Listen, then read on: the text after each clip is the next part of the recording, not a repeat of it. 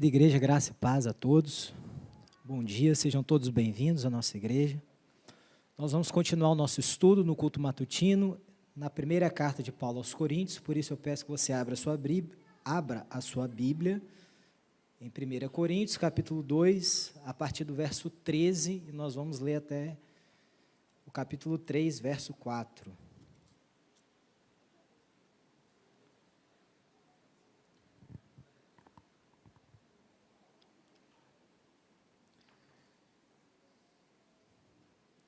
Diz assim o texto, 1 Coríntios, capítulo 2, verso 13.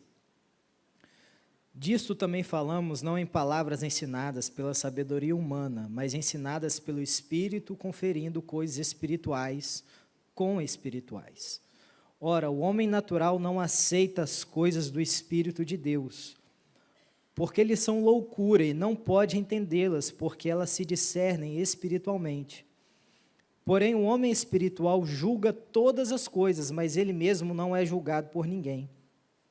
Pois quem conheceu a mente do Senhor para que o possa instruir? Nós, porém, temos a mente de Cristo. Eu, porém, irmãos, não vos pude falar como a espirituais, e sim como a carnais, como a crianças em Cristo. Leite vos dê a beber, não vos dê alimento sólido, porque ainda não podíeis suportá-lo. Nem ainda agora podeis, porque ainda sois carnais.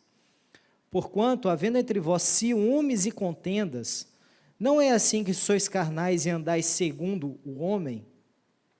Quando, pois, alguém diz, eu sou de Paulo, e outro, eu sou de Apolo, não é evidente que andais, a ação esteja preparado para o teu ensino, nos ajuda, em nome de Jesus. Amém. Pessoal do Aquário, pode colocar para mim, por favor, o horário, senão a gente vai dar lá 9h55, ainda estou na introdução, né? A gente precisa estar sempre guiado aqui pelo horário. Meus irmãos, nós já vamos entrar hoje no capítulo 3, vamos finalizar o capítulo 2 e vamos entrar hoje no capítulo 3.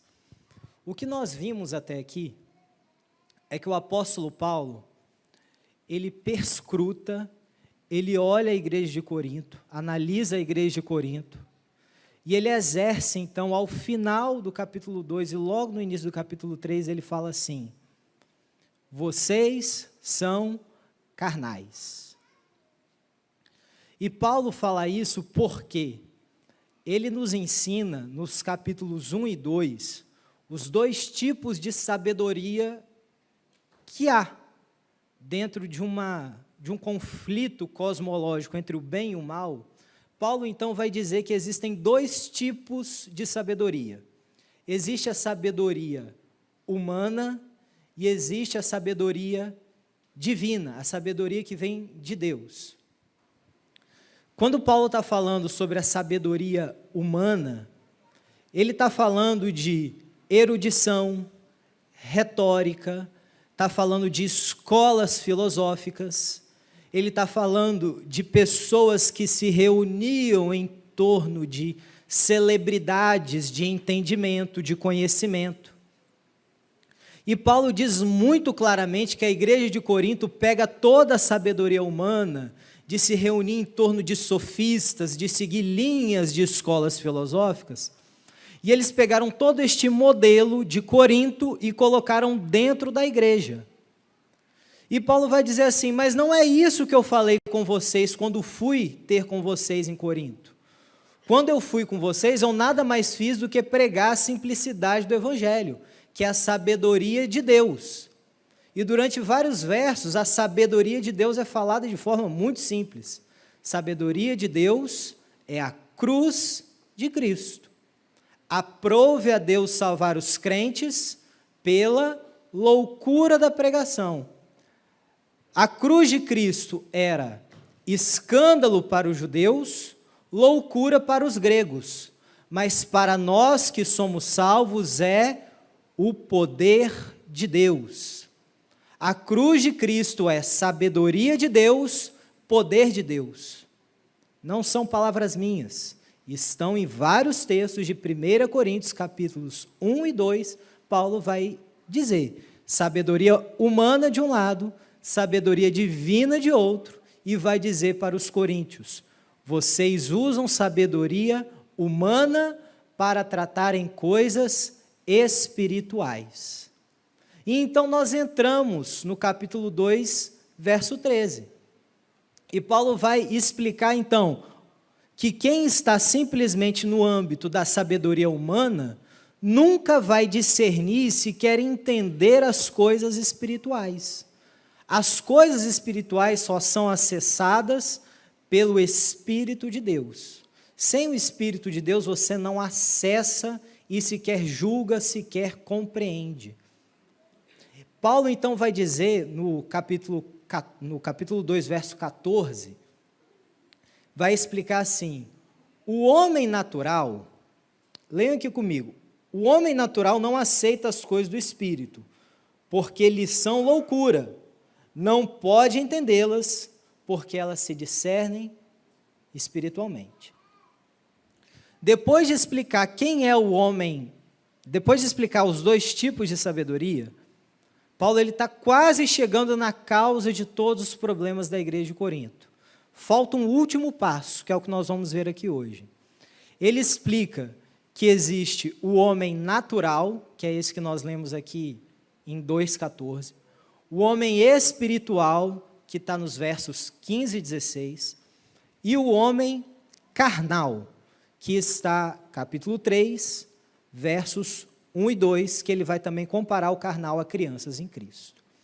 Então, existem dois tipos de sabedoria, três tipos de homens: homem natural, homem espiritual, homem carnal.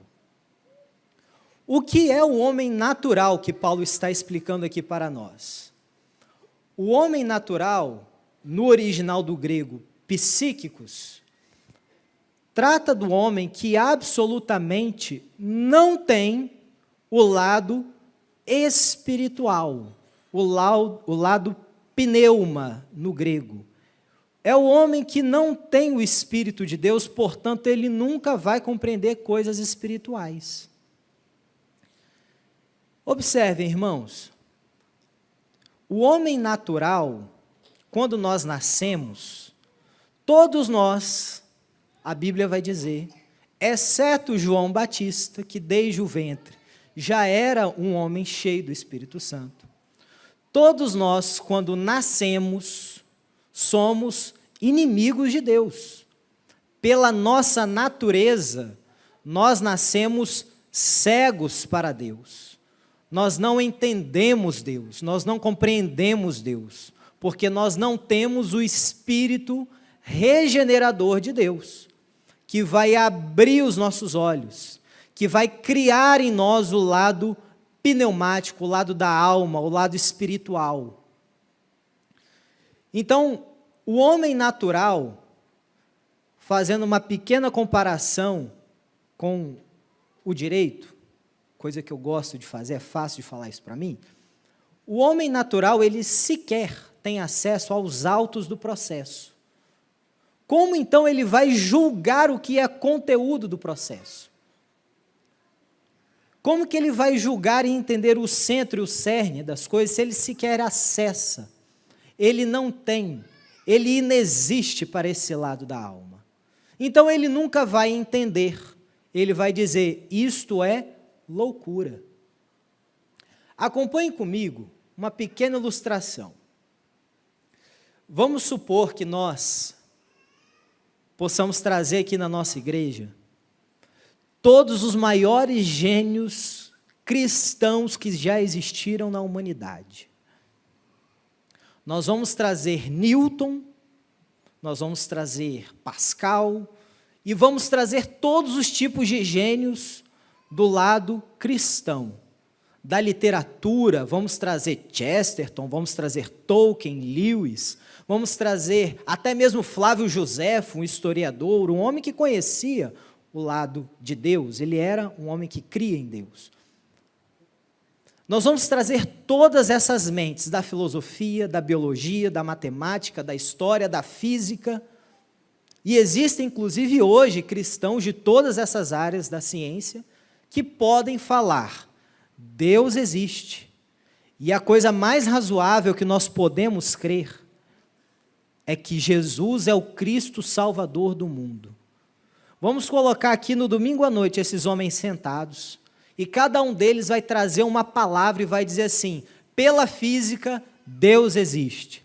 Pela história, Jesus morreu, ressuscitou dos mortos e ascendeu aos céus. Pela matemática, pela história, pela filosofia, pela teologia, por todas as maiores ciências do mundo. Eu pergunto aqui então aos irmãos: você garante que todas as pessoas que assistirem esse culto, presencialmente ou pela internet, ouvirem esse podcast, todas as pessoas vão se converter? O que vocês acham?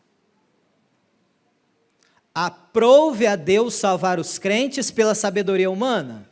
Aprove a Deus salvar os crentes pela loucura da pregação. Então é por isso que todas as vezes que a igreja se reúne para falar de evangelho, nós temos sim subsídios para nós falarmos que por todas as ciências humanas, Deus existe e Jesus Cristo é o Salvador dos homens. Mas nós vamos pregar o evangelho pregando a cruz de Cristo. Nós vamos pregar o evangelho para dizer que Cristo morreu pelos nossos pecados, ressuscitou pela nossa justificação, ascendeu aos céus e hoje está à direita de Deus, intercede por nós, é o nosso advogado. Essa é a pregação da simplicidade do evangelho. Infelizmente, os coríntios achavam que se eles fizessem esse tipo de aplicação do evangelho, as pessoas teriam que se converter. Nós vamos pegar a sabedoria humana e vamos pregar o evangelho. Nós vamos usar de toda erudição, de todos os recursos retóricos e de inteligência, nós vamos pregar o evangelho e assim as pessoas vão se converter. É o entendimento deturpado e distorcido de evangelho que tinha na cabeça deles. Da mesma forma, é interessante a palavra aqui, que diz assim, 2 verso 5, para que a vossa fé não se apoiasse em sabedoria humana, e sim no poder de Deus. Observem, irmãos, nós estamos num mundo moderno e que temos acesso a muitas informações. Talvez aqui a totalidade dos irmãos já tenham ouvido algum tipo de crítica também pela ciência a respeito da existência de Deus e de Jesus como Salvador do mundo. Não é verdade? Você já ouviu um homem chamado evolucionista que vai escrever, né, o livro das espécies, da evolução das espécies, e que um monte de gente vai acreditar naquilo. Um livro com mais de 800 suposições vai dizer assim, está provado pela ciência que viemos da evolução. Quem já não ouviu isso, não é verdade? Você deixou de crer em Cristo por isso? Também não, porque a sua fé não está apoiada em sabedoria humana. A sua fé está apoiada no poder de Deus, na sabedoria de Deus, que é a cruz de Cristo. Por isso que isso não nos abala. Pode até nos entristecer, porque você vê alguém proferindo blasfêmias, você se entristece. Mas dizer que você recuou na sua fé, isso também não aconteceu. Da mesma forma que se você explica por toda a ciência que Cristo é o Salvador, a pessoa também não vai se converter. O que é necessário para acontecer uma conversão? Para que você seja convertido e não você se converta, né? Para que você seja convertido, o que é necessário acontecer? Como que você vai se arrepender dos seus pecados? O que aconteceu nesse dia? O Espírito Santo de Deus ressuscitou a sua vida do império das trevas, te tirou da escravidão do pecado, abriu os seus olhos.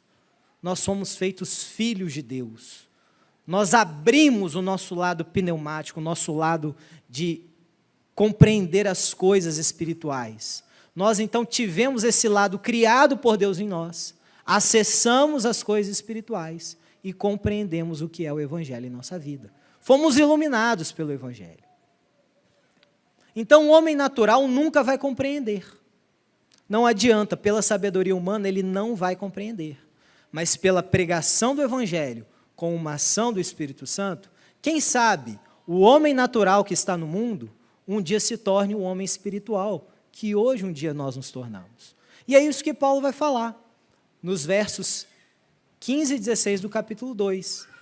O homem espiritual, ele por ninguém é julgado, mas ele julga e compreende todas as coisas espirituais. É nesse sentido que ele fala.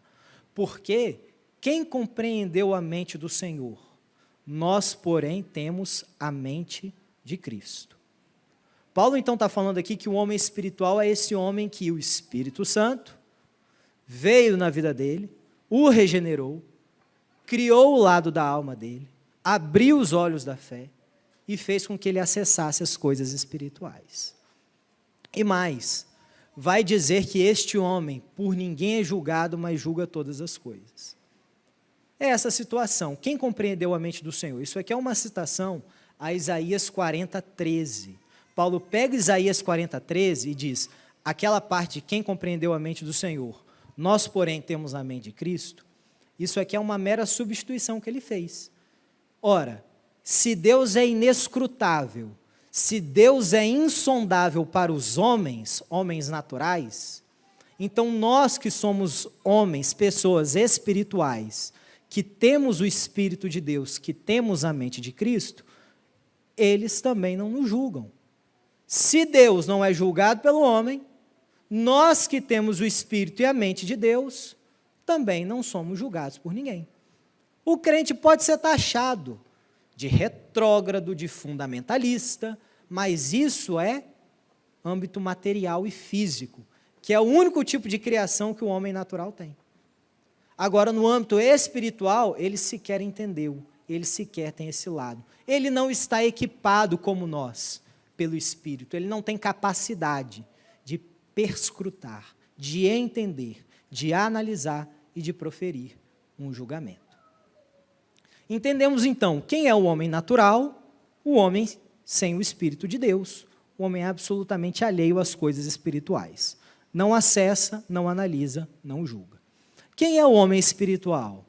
Somos nós, os regenerados, que fomos alcançados pelo Senhor, pela pregação do Evangelho, temos o Espírito de Deus e assim julgamos e entendemos todas as coisas espirituais. Agora é a parte difícil da mensagem.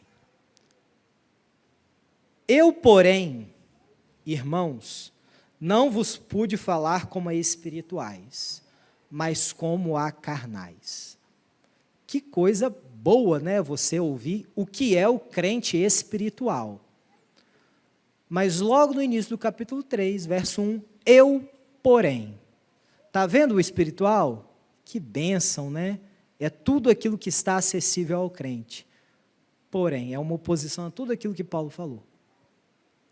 Não vos pude falar como a espirituais, falei como a carnais, como a crianças em Cristo. Quem é o carnal? Pergunta aos irmãos.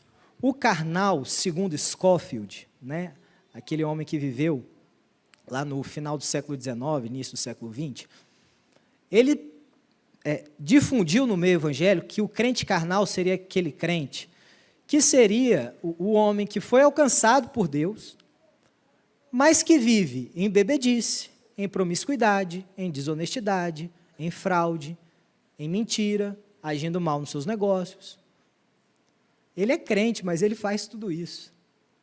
O que Paulo está falando aqui? Quem é o crente carnal? É o crente que vive vivendo as obras da carne na vida dele? É o crente, observe, o crente carnal, que Paulo está falando aqui, é o sujeito que foi alcançado por Deus, ele é crente, ele é cristão. Apesar de alcançado por Deus, apesar de ter o Espírito de Deus na vida dele, ele não utiliza o Espírito de Deus para discernir, quer dizer, julgar no original, julgar para entender as coisas espirituais. Ele, em que pese ter o Espírito de Deus e disponível a mente de Cristo para ele, ele pega toda a sabedoria humana e coloca dentro da igreja, dentro das coisas espirituais. Aí ele vai chamar, isso é coisa de carnal, isso é ser criança, Isso é não desenvolver a sua fé. Isso é não compreender de forma madura o Evangelho.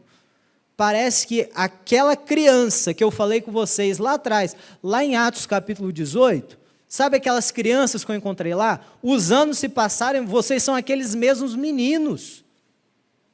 Eu, porém, não vos pude falar espirituais, mas a carnais.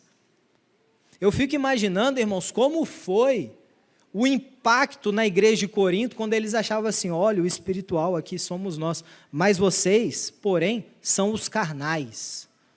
Que impacto que eles tomaram com aquilo. Nós, os eruditos, nós, os sábios, nós de Corinto, nós que temos todos os dons espirituais, nós somos carnais? Sim, vocês são carnais, porque a verdadeira espiritualidade não está em manifestações espetaculosas de dons espirituais. A verdadeira espiritualidade está inteiramente de Cristo. A verdadeira espiritualidade está em compreender e colocar em prática a sabedoria de Deus. Que impacto para os muito espirituais descobrirem pela carta que no capítulo 3 eles são carnais. Interessante aqui nessa parte, irmãos, é que o crente carnal, ele é muito fácil ele é ludibriado em achar que o pecado nunca está na vida dele. Ele é muito sabido. O crente carnal é muito esperto, ele sabe de tudo. E o crente carnal, ele tem orgulho no coração. Então, ele nunca vai aceitar olhar para a vida dele e dizer assim, você que se acha o PhD, você nem começou a pré-escola. Você que se acha o topzão aqui da igreja, eu vou ter que falar com você igual uma criança, um recém-nascido. Infelizmente, irmãos, o crente carnal é o crente que mais existe dentro da igreja. Não é o crente, como eu disse aqui, que está mergulhado no pecado, mas é o crente que sabe tudo. Ele sabe como chegar para o pastor dele e dizer assim, pastor, o jeito que o pastor G cuida dos jovens, eu não aceito. O jeito que o pastor H cuida do louvor, as decisões que ele toma do louvor, eu não concordo. Para mim tinha que ser da outra forma. O pastor R, sabe, quando ele chega lá e trata das classes, eu não concordo. Eu acho que tinha que ser esse tipo de ensino. Ah, não gosto do jeito que o pastor A, B, C, D que seja. Eu não gosto do jeito que ele prega. A pregação dele não é legal, não é desse jeito. Só um instantinho.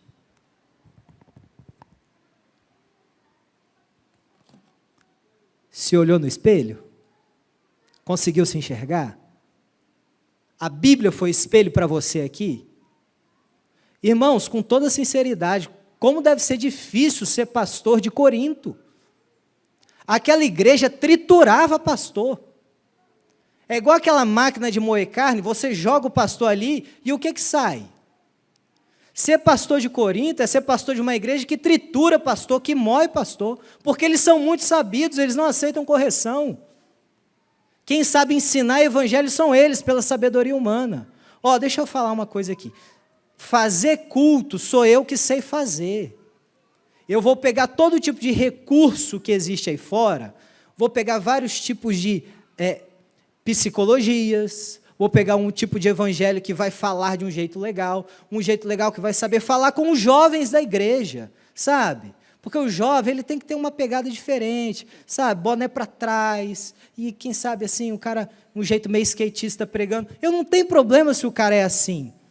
O grande problema é quando o sujeito quer pegar a sabedoria humana e quer dizer assim, é assim que o evangelho tem que se pregar. Se você sai da simplicidade da pregação do evangelho e coloca algum outro tipo de sabedoria para dizer, tem que ser assim porque assim é bom, você é um crente carnal. Ah, mas eu fui no culto da outra igreja, na outra igreja, eu saí assim suado, eu saí feliz, eu saí agitado, e lá eu senti a minha alma lavada. Sabe qual é o nome disso? Endorfina. A mesma coisa que você sente quando você sai de um exercício físico, aquela sensação de recompensa. A medicina pode explicar a sensação que você está sentindo. Agora, quando um sujeito aspirando ameaças contra o povo de Deus, quando uma pessoa que era uma besta, uma fera, que arrancava, que despedaçava crentes, ouve, eu sou Jesus pelo Espírito, e ele cai por terra e se converte, deixa de ser o perseguidor e passa a ser o maior pregador, simples, eu sou Jesus, e a vida dele é iluminada, o nome disso é Evangelho. Cristo, quando transformou a vida de Paulo, não veio assim, Paulo, já que você é inteligentão, deixa eu explicar para você assim, pela filosofia aristotélica isso, por Platão aquilo, por Demóstenes aquilo. Não! Cristo veio e falou, eu sou Jesus, Paulo, duro é para ti recalcitrar contra os aguilhões, mas agora você vai ser um vaso para mim que vai pregar o meu nome a todas as gentes. Isso é Evangelho. E, meus irmãos, no dia que nós abandonarmos esse tipo de simplicidade na nossa igreja, nós falamos, pode ir para outra igreja, que prega o evangelho verdadeiro, mas que não usa esse tipo de subterfúgio, porque isso não é evangelho, se apoiar em sabedoria humana, porque no dia que a sabedoria humana muda, você então não está apoiado em quê? Você está apoiado na cruz, no evangelho, nessa coisa simples que transformou a vida de Paulo, de Pedro, de Apolo e a nossa vida. Nós estamos apoiados no Evangelho, e o Evangelho não muda.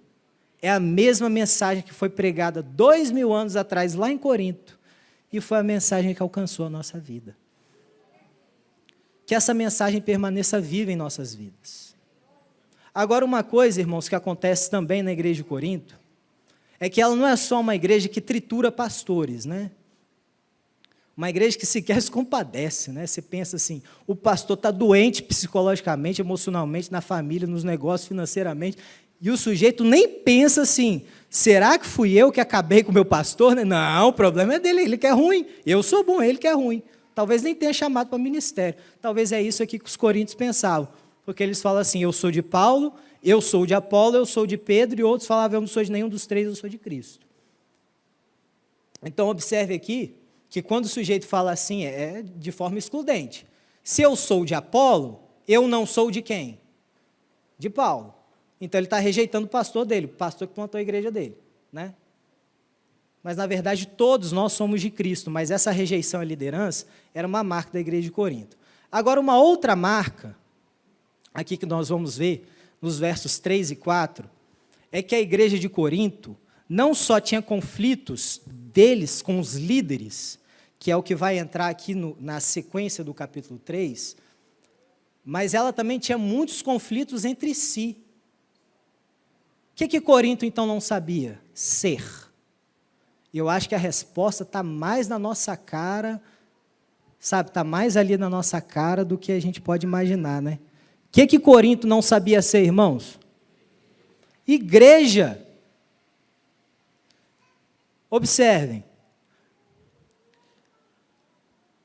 Voltando aqui, né? Capítulo 3, verso 3. Havendo entre vós ciúmes e contendas, não é assim que sois carnais e andais segundo o homem? Conflito deles, no verso 4. Eu escolhi inverter mesmo porque eu quero finalizar com essa parte, ser igreja. Verso 4, conflito deles com os pastores, com os líderes. Mas no verso 3 diz assim, entre vós, contendas e ciúmes. Então era membro com membro e membro com pastor. Membro com membro ali, eles não sabiam ser igreja, então eles estavam divididos e cheios de brigas. Um não suportava o outro. Agora, o que é ser igreja, então, que Paulo está falando aqui? Se nós lermos de forma contrária, contrário senso, né, de forma de ré, vamos ler esse texto aqui. Se viver de forma carnal como igreja é viver entre brigas e ciúmes, qual é a forma correta, então, de ser igreja? Em amor, em misericórdia, estendendo a mão para o nosso irmão. Então, se você age dessa forma contrária do que Corinto vivia, nós temos a resposta. Porque às vezes a gente está buscando tanto o que é ser igreja, como ser igreja, mas o que a Igreja Reformada de Vila Velha está falando com ser igreja? Eu não sou convertido e batizado, professei fé? O que é ser igreja? é viver de mãos dadas com meu irmão. Vamos fazer um exercício fácil aqui? Vamos supor que você tem um irmão do seu lado que cometeu um erro. Você vai para o caderninho da discórdia e para a língua que você não segura, da fofoca, ou você de fato pensou assim, deixa eu ajudar o meu irmão. Você foi para a rede social mandar indireta, ou você de fato foi assim, deixa eu estender a mão para o meu irmão. Deixa eu orar por ele. Deixa eu ver o erro dele e dizer assim, eu quero te ajudar. Talvez todos nós já tenhamos incorrido nesse erro, de olhar o erro de alguém e termos nós uma reação pecaminosa. Mas o erro do outro não nos autoriza a termos uma atitude e uma reação pecaminosa. Nós devemos ser espirituais. Eu quero reler com você essa parte aqui. E nós vamos aprender o que é ser igreja, o que é ser espiritual. Porquanto, havendo entre vós, tira ciúmes e coloca assim, misericórdia. E contendas, tira contendas, coloca amor. Havendo entre vós misericórdia e amor, é assim que sois espirituais e andais segundo o Espírito. Aprendemos o que é não ser igreja e aprendemos o que é ser uma igreja espiritual. Meus irmãos, que o Senhor nos ajude. Que o Senhor nos ajude como lideranças, como pastores, como professores, como membros do louvor da igreja, do aquário da igreja, do acolhimento. Todos aqui, de alguma forma, exercem alguma função. Mas a principal forma de nós sermos igreja é de nós termos a mente de Cristo. E de olharmos para as coisas espirituais, sob a perspectiva do Espírito de Deus. Que ainda quando nós éramos inimigos, Deus nos amou e nos perdoou e nos trouxe para perto. E que possamos ser essa igreja que ama uns aos outros, que acolhe uns aos outros, que pastoreia uns aos outros, que não está dividida em afastamento, uma igreja que se aproxima em amor. Vamos orar? Senhor Deus, tem misericórdia de nós. A Tua palavra nos fere, mas ela também nos regenera. A Tua palavra, Senhor, é maravilhosa em nossa vida, porque como ela penetra, como ela vai no fundo da nossa alma, como essa palavra, Senhor, é preciosa para nós. Agradecemos a Ti pelo Teu cuidado, pela Tua paciência, Senhor. Porque se fôssemos nós mesmos nos julgando, conforme as nossas justiças e a nossa medida, nós já teríamos nos excluído do Teu Evangelho. Mas graças a Deus que o Senhor olha para nós com amor. E que este olhar de amor, de misericórdia, também possa estar em nossa vida. Que possamos ter a mente de Cristo, andar em um novo caminhar. Que hoje mesmo nós possamos olhar para um irmão desta igreja e estender a mão para ele e ajudá-lo e dizer que ele não está sozinho na caminhada. E que possamos ser a imagem de Cristo neste mundo, nesta congregação, na nossa casa. Ajuda-nos, ó Deus, e faz-nos ter um caminhar seguro, apoiado não em sabedoria humana, mas no poder de Deus.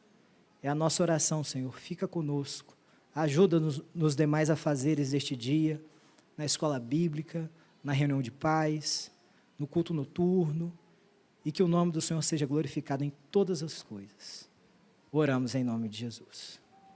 Que a graça do nosso Senhor Jesus, o amor de Deus Pai e as doces consolações do Espírito sejam convosco, igreja, hoje e sempre. Amém.